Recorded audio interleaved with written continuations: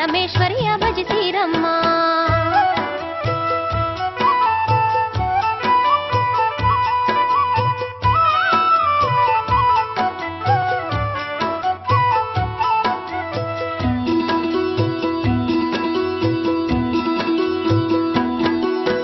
ನವರಾತ್ರಿ ಶುಭ ದಿನದಿ ತಾಯಿ ಅಂಬೆಗೆ ವಿಧ ವಿಧ ನೈವೇದ್ಯ ಮಾಡಿರಮ್ಮ. ನಂಬಿದ ಭಕ್ತಗೆ ಇಷ್ಟವ ನೀಡೋ ದುರ್ಗಾಂಬೆ ದೇವಿಗೆ ನಮಿಸಿರಮ್ಮ.